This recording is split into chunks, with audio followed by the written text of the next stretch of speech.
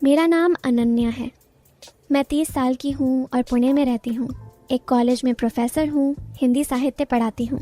मेरी ज़िंदगी साधारण है, लेकिन मेरे भीतर एक दुनिया है जो शायद बाहर से कोई नहीं देख पाता। मैं अविवाहित हूँ, कभी शादी के बारे में सोचा भी नहीं, क्योंकि एक बार प्यार में ठोकर खाई थी। उसका नाम था अर्जुन। कॉलेज के दिनों में हमारी दोस्ती हुई, फिर प्यार। लेकिन एक दिन पता चला कि वह किसी और से भी वही बातें कहता था जो मुझसे। उस दिन मेरा भरोसा टूट गया। मैंने तय कर लिया कि अब किसी के जाल में नहीं फंसूंगी। मेरे लिए मेरा काम, मेरी किताबें और रात के सन्नाटे वाले काम ही सब कुछ बन गया। मेरे सौतेले भाई का नाम रोहन है। वह 35 साल का है और मुंबई में एक सॉफ्टवेयर इंजीनियर है। हमारा रिश्ता सौतेला है। मेरी माँ ने दूसरी शादी की थी जब मैं 10 साल की थी। रोहन मेरे सौतेले पिता का बेटा है। बचपन में हमारी ज़्यादा बनती नहीं थी। वह अपने दोस्तों के साथ रहता था और मैं अपनी किताबों में। माँ और उनके पिता के बीच भी ज़्यादा गर्मजोशी नहीं थी। शायद इसलिए हमारा रिश्ता भी औपचारिक ही रहा। साल में 1-2 बार मिलते थे, कभी दिवाली पर, कभी किसी शादी में। रोहन की शादी 4 साल पहले हुई थी, लेकिन पिछले साल उसकी पत्नी की एक कार हादसे में मृत्यु हो गई। उसके बाद वह थोड़ा बदल गया। पहले वह हंसता बोलता था, अब चुप रहने लगा। फिर पिछले हफ्ते उसने मुझे फ़ोन किया। अनन्या, मैं कुछ दिनों के लिए पुणे आ रहा हूँ काम के सिलसिले में, और एक रात रहूँगा और तुम्हारे साथ थोड़ा वक्त भी गुजार लूँगा। मैंने कहा, आ जाओ, अच्छा लगेगा। मुझे सचमुच खुशी हुई। आखिर परिवार का कोई सदस्य घर आए तो मन को सुकून मिलता है। वह शुक्रवार की दोपहर पहुँचा। मैं कॉलेज से लौटी तो देखा कि वह मेरे घर के सोफे पर बैठा चाय पी रहा था। उसने मुझे देखकर हल्की सी मुस्कान दी और बोला, क्या हाल है प्रोफेसर साहिबा? मैंने हंसकर जवाब दिया, बस किताबों और बच्चों के बीच जिंदगी कट रही है, तुम बताओ। उसने चाय का कप टेबल पर रखा और कहा, बस काम और अकेलापन। सोचा काम के बहाने तुमसे मिल लूं। फिर शाम को हमने साथ में खाना बनाया। मैंने दाल और चावल बनाए, उसने सब्जी। किचन में खड़े खड़े उसने कहा, अनन्या, तुम अभी भी वही पुरानी दाल बनाती हो जो मुझे पसंद नहीं थी। मैंने हंसते हुए कहा, और तुम अभी भी वही शिकायत करते हो, कुछ तो बदला करो। खाना खाने के बाद हम लिविंग रूम में बैठे। टीवी पर एक पुरानी फिल्म चल रही थी। हमने थोड़ी देर देखी, फिर मैंने कहा, चलो छत पर चलते हैं, हवा अच्छी चल रही है। पुणे की शामें ठंडी और सुहानी होती हैं। मुझे छत पर बैठना पसंद है। हम इस पर इतवार रहे, 2 कुर्सियां डालीं और बातें करने लगे। रोहन ने अपनी जॉब की बातें बताईं, कैसे उसका बॉस उसे परेशान करता है, कैसे वह रात रात भर कोड लिखता है। मैंने कॉलेज के कुछ किस्से सुनाए, कैसे एक स्टूडेंट ने मेरे लेक्चर के बीच में कविता पढ़ना शुरू कर दिया था। रात गहराने लगी थी। करीब 10 बजे मैंने कहा, रोहन अब सोते हैं, मुझे सुबह कॉलेज जाना है। उसने सहमति में सिर हिलाया। मेरा घर 2 मंजिला है। नीचे का कमरा मैंने उसे दिया और मैं ऊपर अपने कमरे में चली गई। बिस्तर पर लेटते ही मैंने लाइट बंद की, लेकिन नींद नहीं आ रही थी। आमतौर पर रात के सन्नाटे में मैं कुछ खास काम करती हूँ जो मुझे इस अकेलेपन से दूर ले जाते हैं। ये पल मेरे लिए बहुत कीमती हैं। उस रात मैं ऐसा कुछ नहीं कर पा रही थी। रोहन की मौजूदगी ने मेरे रोज़ के रूटीन को थोड़ा बदल दिया था। मैंने सोचा, कोई बात नहीं, एक रात की बात है। लेकिन मन में एक अजीब सी बेचैनी थी। करीब 1 बजे मुझे नींद से हल्की सी झटकी लगी। मैं उठी, पानी पिया और फिर बिस्तर पर लेट गई। बाहर हल्की हवा चल रही थी। मैंने खिड़की खोली और ठंडी हवा को चेहरे पर महसूस किया, लेकिन नींद अब भी दूर थी। मैंने फ़ोन उठाया और एक कहानी पढ़ने लगी। मैं हर रोज़ कहानियाँ पढ़ती थी। आज की कहानी एक ऐसी लड़की की थी जो मेरे जैसी थी और उसकी भावनाएं मेरे भीतर कुछ जगा रही थीं।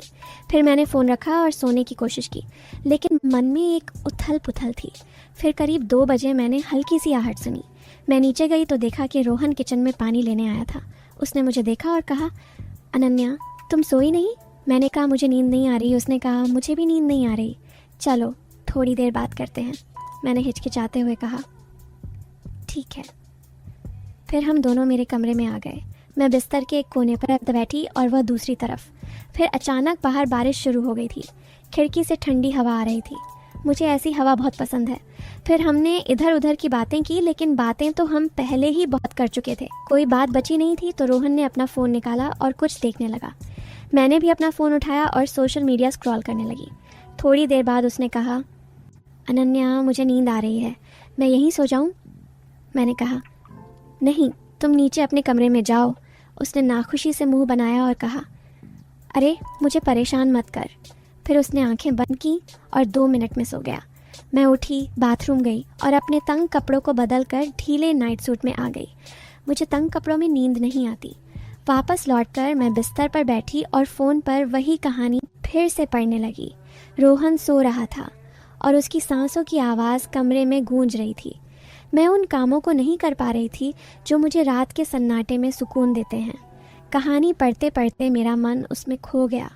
उस लड़की की ज़िंदगी मेरे सामने चल रही थी। उसका अकेलापन, उसकी बेचैनी, सब कुछ मेरे भीतर कुछ हिला रहा था। मैंने फ़ोन रखा और सोने की कोशिश की, लेकिन नींद नहीं आई। रोहन की खर्राटों की आवाज़ मुझे और परेशान कर रही थी।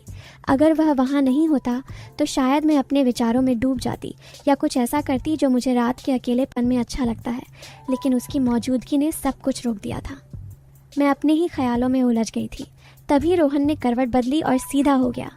उस पे से हल्का सा कंबल सरका उसने पतला सा कुर्ता और पायजामा पहन रखा था। रोहन की शक्ल अंधेरे में साफ नहीं दिख रही थी, लेकिन उसकी हरकत ने मुझे चौंका दिया। मैंने नज़रें फेर लीं, लेकिन मन में एक अजीब सी हलचल हुई। मैं खुद को शांत करने की कोशिश कर रही थी, लेकिन कुछ ऐसा था जो मुझे बार बार उसी ओर खींच रहा था। मेरा दिल तेज़ी से धड़कने लगा। मैंने सोचा, ये क्या हो रहा है? मैं ऐसा क्यों सोच रही हूँ? एक तरफ डर था कि अगर मेरे विचारों ने रास्ता बदल लिया तो क्या होगा। दूसरी तरफ एक अनजानी उत्सुकता थी। मैंने खुद को समझाया, लेकिन मन का एक कोना कुछ और कह रहा था। मैंने गहरी सांस ली और आंखें बंद कर लीं, लेकिन नींद अब भी कोसों दूर थी। तभी रोहन का फ़ोन बजा। वह गहरी नींद में था, लेकिन फ़ोन मेरे पास रखा था। स्क्रीन पर एक के बाद एक मैसेज आ रहे थे। मैंने सोचा, इतनी रात को कौन है? जिज्ञासा ने मुझे घेर लिया। मुझे उसका पासवर्ड पता था, उसने एक बार मजाक में बताया था। मैंने फ़ोन खोला। मैसेज उसके एक दोस्त के थे। कुछ तस्वीरें और छोटे छोटे वीडियो थे। मैंने एक वीडियो खोला। जो देखा उसे देखकर मेरी सांसें थम गईं। यह कुछ ऐसा था जिसकी मैंने कल्पना भी नहीं की थी। मेरे हाथ कांपने लगे। मैंने दूसरा वीडियो देखा, फिर तीसरा। हर वीडियो मेरे भीतर की बेचैनी को बढ़ा रहा था। मैं समझ नहीं पा रही थी कि मैं ये क्यों देख रही हूँ और क्यों इसे रोक नहीं पा रही हूँ। समय बीतता गया। मेरा मन अब पूरी तरह उलझ चुका था। मैंने फ़ोन रखा और रोहन की ओर देखा। वह अभी भी सो रहा था। उसकी सांसें नियमित थीं, लेकिन मेरे भीतर एक तूफान उठ रहा था। डर और उत्साह का मिश्रण मुझे परेशान कर रहा था। मैं धीरे से उसके पास खिसकी। मेरा इरादा कुछ नहीं था, बस एक अजीब सी चाहत थी। मैंने अपना हाथ हल्के से उसके कंधे पर रखा, जैसे सोते हुए अनजाने में कोई हरकत हो। वह नहीं हिला। मैंने राहत की सांस ली, लेकिन मेरे भीतर की उथल पुथल कम नहीं हुई। रात गहराती जा रही थी। मैंने खुद को रोकने की कोशिश की, लेकिन हर पल मेरे विचार और गहरे होते जा रहे थे। मैंने सोचा, शायद ये सिर्फ एक रात की बात है, सुबह सब सामान्य हो जाएगा। लेकिन तभी रोहन की आंखें खुल गईं। मैंने जल्दी से नज़रें फेर लीं और सोने का नाटक किया। मेरा दिल ज़ोर ज़ोर से धड़क रहा था। उसने कुछ नहीं कहा, बस मुझे देखता रहा। फिर वह उठा और बाथरूम की ओर चला गया। मैं बिस्तर पर पड़ी रही, अपने विचारों से लड़ती हुई। जब वह लौटा तो उसने कहा, अनन्या, तुम ठीक हो? मैंने हल्के से सिर हिलाया। उसने फिर कहा, मुझे लगता है मुझे नीचे सोना चाहिए। मैंने कुछ नहीं कहा। वह चला गया, लेकिन उस रात के बाद मेरे भीतर कुछ बदल गया। मैं अब भी उस पल को समझ नहीं पाई हूँ। शायद यह सिर्फ एक कमज़ोर क्षण था, या शायद कुछ और। अगली सुबह मैं जल्दी उठी। रात की घटना मेरे दिमाग में घूम रही थी। मैंने कॉफ़ी बनाई और छत पर चली गई। रोहन अब भी सो रहा था। मैंने सोचा, क्या वह कुछ जानता है? मन में एक डर था, लेकिन साथ ही एक अजीब सा सुकून भी। मैंने खुद को समझाया, जो हुआ उसे भूल जा, ये बस एक रात की बात थी। लेकिन मन का एक कोना कह रहा था कि यह इतना आसान नहीं है। रोहन करीब 9 बजे उठा। उसने मुझे छत पर देखा और ऊपर आ गया। गुड मॉर्निंग, उसने कहा। उसकी आवाज़ में कोई अजीबपन नहीं था। मैंने भी सामान्य तरीके से जवाब दिया, गुड मॉर्निंग, कॉफ़ी लोगे? उसने हाँ कहा। हम चुपचाप कॉफ़ी पीते रहे। फिर उसने कहा, अनन्या, रात को मुझे कुछ अजीब सपने आए। मेरे हाथ में कॉफ़ी का कप हल्का सा कांपा। मैंने पूछा, कैसे सपने? उसने हंसते हुए कहा, पता नहीं, शायद ज़्यादा थकान की वजह से। मैंने राहत की सांस ली। शायद वह सचमुच कुछ नहीं जानता था। दिन भर हमने सामान्य बातें की। मैं कॉलेज गई, वह घर पर रहा। शाम को हम बाजार गए, कुछ सामान खरीदा। लेकिन मेरे मन में रात की बात बार बार आ रही थी। मैं समझ नहीं पा रही थी कि मेरे साथ क्या हो रहा है।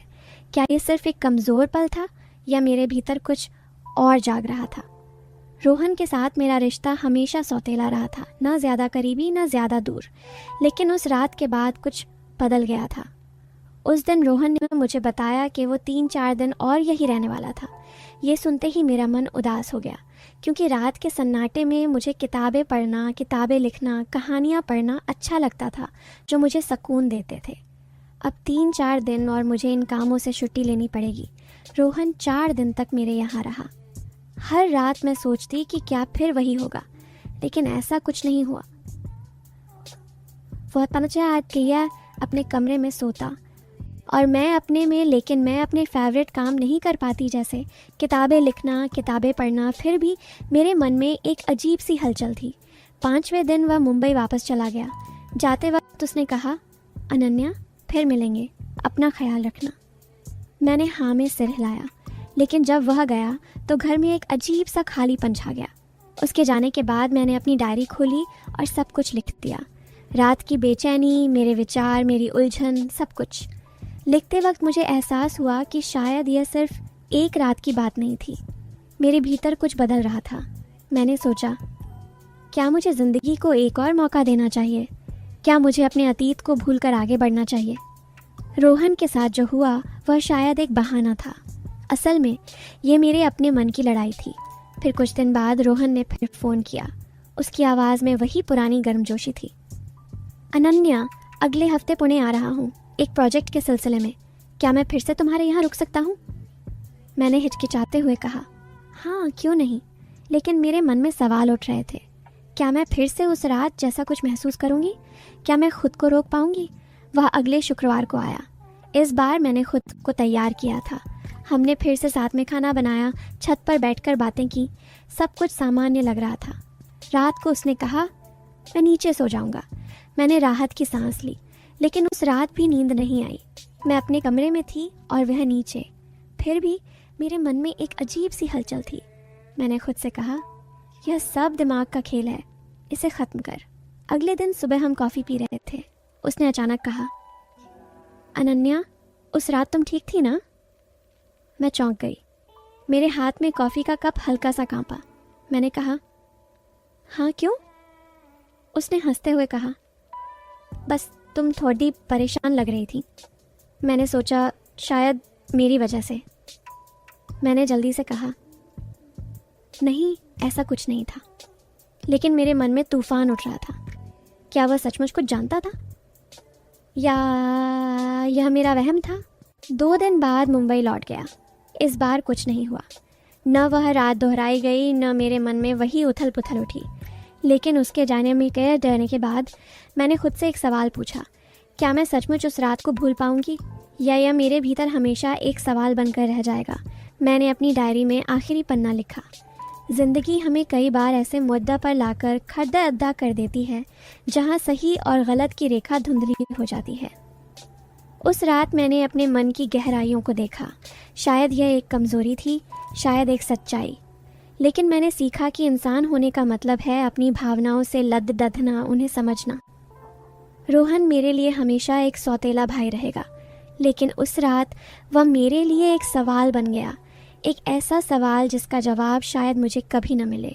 मैंने तय किया है कि अब मैं अपने अतीत को पीछे छोड़ दूंगी। शायद किसी दिन मैं प्यार को फिर से मौका दूं, लेकिन उस रात का सन्नाटा मेरे भीतर हमेशा गूंजता रहेगा, एक अधूरी कहानी की तरह। मैंने डायरी बंद की और खिड़की की ओर देखा। बाहर सूरज उग रहा था। मैंने सोचा, शायद हर रात के बाद एक सुबह आती है, लेकिन कुछ रातें ऐसी होती हैं जो सुबह के साथ भी ख़त्म नहीं होती। मैंने एक गहरी सांस ली और अपने दिन की शुरुआत की, लेकिन मेरे मन का एक कोना अभी भी उस सन्नाटे में खोया हुआ था। एक दिन मेरी ज़िंदगी में एक नया दोस्त आया, विक्रम। 1 साल हम साथ रहे, दूसरे साल हमने शादी कर ली। हम खुशी खुशी रहने लगे।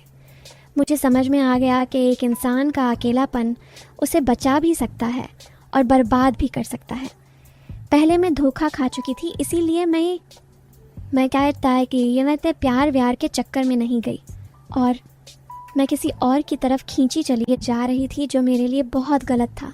फिर मुझे एहसास हुआ कि मुझे किसी के साथ की ज़रूरत है जो मुझे प्यार करे, मेरी इज्जत करे, मुझे दुनिया की हर खुशी दे। विक्रम मुझे वो सब दे रहा था। वक्त के साथ मैंने सही फ़ैसला लिया और मैं अपनी ज़िंदगी में खुश हूँ। तो दोस्तों, हमें इस कहानी से हमें सीख मिलती है कि अगर कोई भी इंसान वक्त पर सही फ़ैसला ना ले तो उसकी ज़िंदगी बर्बाद हो सकती है। इसीलिए हमें सही वक्त पे सही फ़ैसला लेना चाहिए। भगवान हमें बर्बाद और आबाद होने के मौके देते हैं। ये हम पे निर्भर होता है कि हमने बर्बाद होना है या आबाद।